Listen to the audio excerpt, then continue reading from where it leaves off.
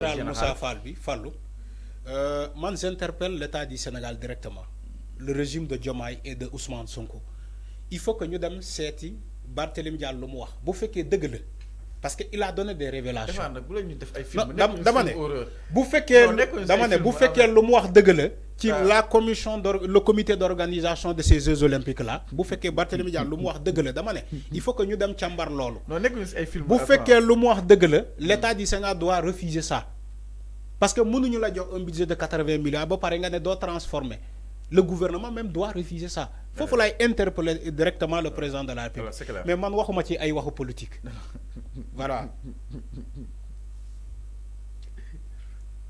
alors ñu dem si ki nga xam ne comme dit le général Moussa Fall du côté de la région exactement général nag moom moo double plainte la daal di jàkkaarloog moom ki nga xam ne moo di le général Moussa Fall donc jamono ji nag le général mi ngi sous la menace d'une arrestation su méttu nag dinañ ko daal di arrêté kidnapping harcèlement et torture mu nekk loo xam ni itam ñu koy daal di toppee si kanam yéen ak wàllu yoonal la les triples accusations de l'officier de gendarmerie Ibrahima Dramé mu nekkoon ancien commandant bu li nga xam ne moo di deuxième escadron bu garde présidentielle son séjour force à Cap Manuel waaye itam si même chambre Bassirou Diomaye Diakhar Faye son arrestation musclée force à Casamance et les dures conditions de son transfert à Dakar mu nekk ay plaintes yoo xam ni itam jëbbal nañ ko jëm si ki nga xam ne moo di le général Moussa Fall suñu maytul moom itam ki nga xam ne moo di le général dinañ ko daal di teg loxo si kanam mu yoon ak wàllu yoonal donc nag le général sous la menace d'une arrestation double plainte devant le procureur ma ni kon nag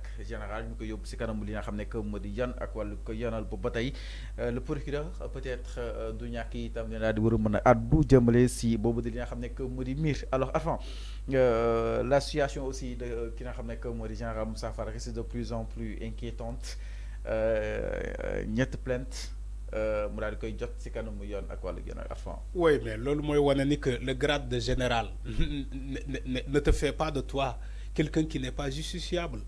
Donc tous les citoyens. Bien sûr, il n'a pas d'humilité. Ah bon? Il n'a pas d'humilité. Amul benen mbalaan kiiraay bu ko muur.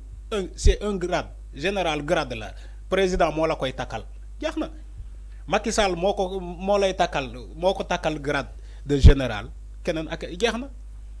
Mais ça ne fait pas de lui quelqu'un boo xamante ne yoon mënul dal si kawam moo tax nit ñi ils ont tendance à oublier même ni que yow tu es justiciable comme tout le monde mais le général Moussa Fall il est cité dans toutes les affaires ci jamono Macky Sall aujourd'hui c'est l'officier Ibrahima Dramé moo ko porté plainte ak keneen mais les plaintes vont venir. Toutefois, vous lever la loi d'amnistie, je te le garantis ici. Les plaintes là vont venir contre le général Moussa Fall. Ni loi d'amnistie bi lañuy xaar. Buñ ko tebalé rek nga gis gaay commencé di dougal sen plainte contre ce général là parce que il a été cité partout. Je ne suis pas en train de dire que luñ ko topé mom moko def. Waxuma ko dé. Parce que ba légui il peut être présumé innocent. Il est présumé innocent. Mais je dis qu'il a été cité partout.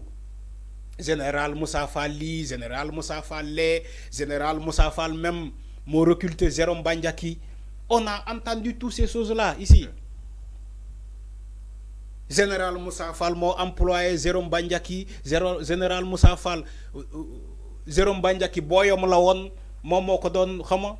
Mais on en a tout entendu. Moi, je Général Moussa Fall, lu ñuy dëgg ci moom bettuñu man franchement bettuma je savais que ça allait venir. mais enfin ñu ne li ci gën a doy waar. je savais que ça allait venir. mooy si à son sein da doon amal aussi ay mbir yoo xam ni itam c'était impraticable concrètement. léegi Fallou maanaam ni muy bokk doon liggéey. xam nga si ma jox la benn exemple mais est-ce que tamit nekkoon say ordre arfan. ma jox la benn exemple bu simple. ok tey kan mooy topp général Moussa Fall ci kanam yoon. c'est pas un militaire. c'est pas un militaire comme moom. Si c'était un civil, peut-être nous jàpp ni que nit moo ko yónni dégg lu baax bu baax li ma lay wax tey un civil bu porté woon général Moussa Fall plainte ñu yaakaar ni peut-être am na ku ko yónni c'est de la politique mais aujourd'hui c'est un militaire un officier de la gendarmerie moo plainté un général de la gendarmerie et ça ne vous dit rien.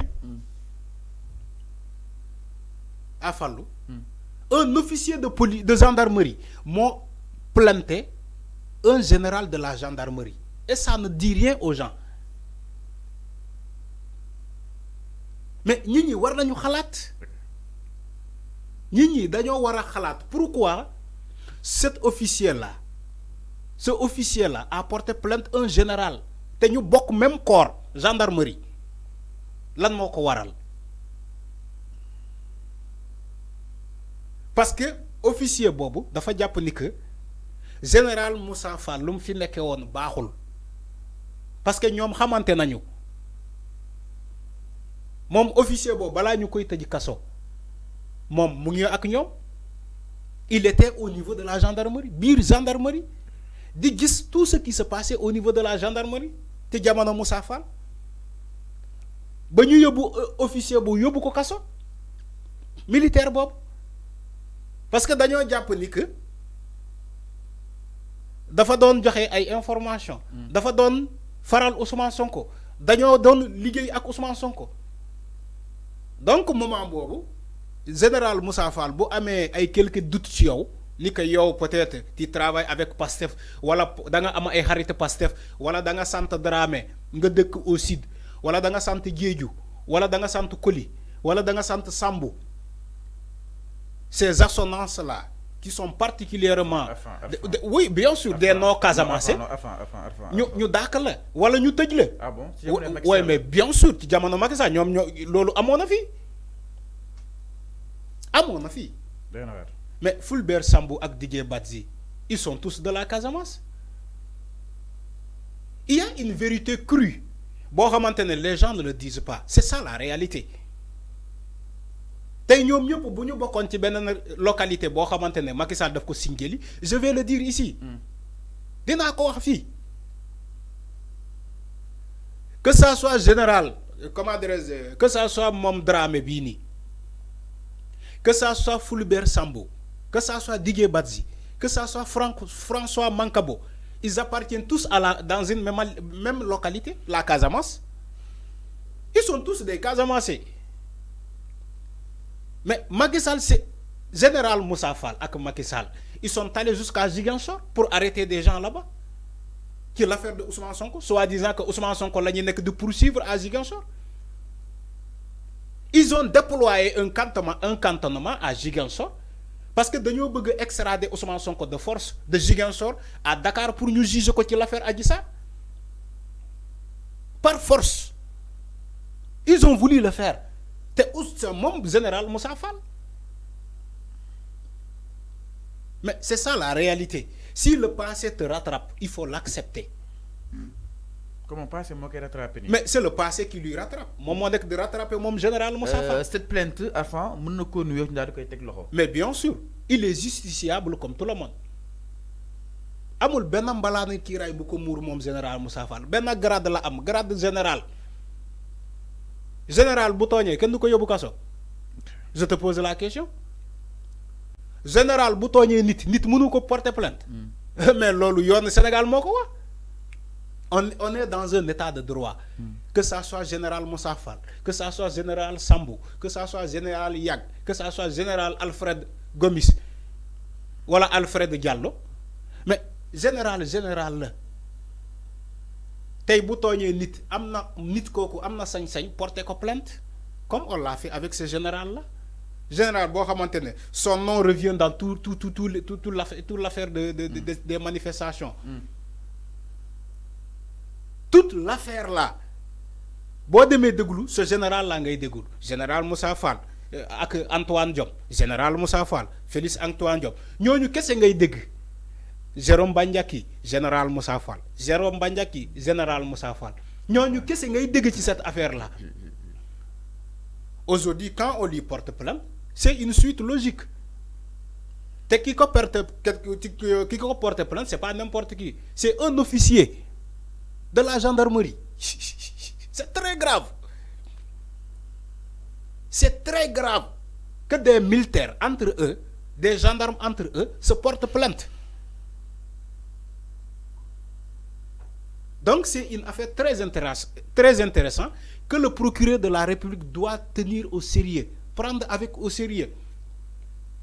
parce que militaire moo porté plainte militaire un gendarme moo porté plainte un gendarme donc le procureur war na hériter ce dossier là mu def un soit transmis à comment dire à un officier de police judiciaire pour ñu woo général Moussa Fall procureur moo war a arrêter kii dossier boobu mu def un soit transmis ñu woo ko déglu ko waxuma ñu woo ko jàpp ko de dama ne ñu woo ko déglu ko parce que on est dans un état de droit il faut réparer cette injustice là man loolu laa gëm on répare l'injustice de Macky Sall il faut réparer cette injustice là.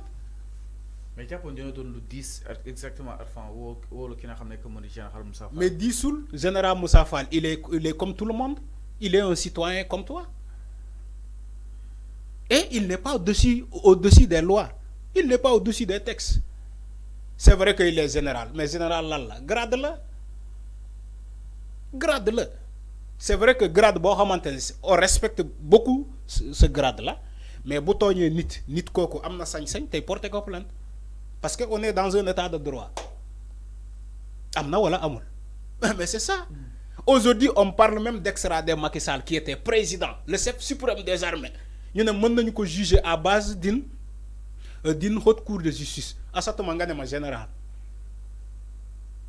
On dit la première institution de ce pays. Si vous avez fait crime contre l'humanité, ou vous avez fait haute trahison, on ne peut pas juger. À ce moment un général. Pourtant, un général, ça a été justement là, si mon ancien ami de Sénégal, le général a été fort, s'est montré justement de son capacité à peut-être justement contrer toutes ces menaces à fond. Oui, mais lolo nous ko djégé ñokoy wax. Mais si ce général là a géré, on peut pas. Non, déglu ma. Dama né ñu ko djégé ñokoy wax lolo. Ñi jëflanté ak mom ci mbax ñom ñokoy wax. Mais si ce général là est bon à ce point, on peut pas tuer 86 personnes au Sénégal qui ay manifestations qui maintiennent de l'ordre. Maintien de l'ordre. Ñan ñoo doon joxe comment dire ordi mom général Moussa Fall ci la bok avec la gendarmerie. Maintien de l'ordre. Nga ray plus de 86 jeunes et on me dit aujourd'hui que ce général là est bon à ce point. Il est bon. Écoutez, Sénégal la ñi nek. Bu ñu nekkon aux États-Unis ce général là a été dañ koy simi dugal ko kasso.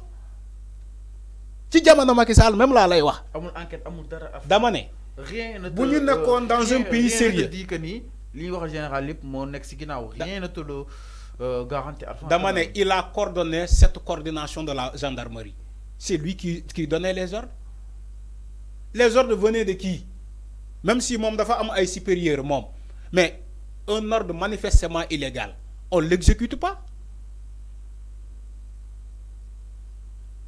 Va dans le maintien de l'ordre dans la police dans l'armée même dans la gendarmerie, on te dit un ordre qui est manifestement illégal, on n'exécute pas cet ordre-là. Mais il ne peut pas être aujourd'hui un général de la gendarmerie qui donne assurer le maintien de l'ordre. Bon, pareil, il y aura plus de 80 jeunes au Sénégal. Et vous me dites que ce général Moussa Fall, mais c'est archi faux. Alors, arrêtez, Bailen Sen Tiahani. Si on était dans un état sérieux, on était dans des pays comme les États-Unis, la France, le Canada, la Grande-Bretagne, mais dañ koy japp mom général Moussa Fall bob après avoir tué 86 personnes dañ koy japp simi ko dougal ko kasso waxuma mom mo lay parce que le constat qu'on a fait des jeunes se sont fait tuer dans ce pays. Alors c'est clair par rapport à Miru ils sont à liberté. Par rapport à Miru le général Moussa Fall donc nak jëmono ji dossier bi japp ne mi ngi ci kanam mu yoon ak walu ko yonal lepp li nga xamni tam amna ci dañ leen ko dal leen yeggé sinu mu gëna yaato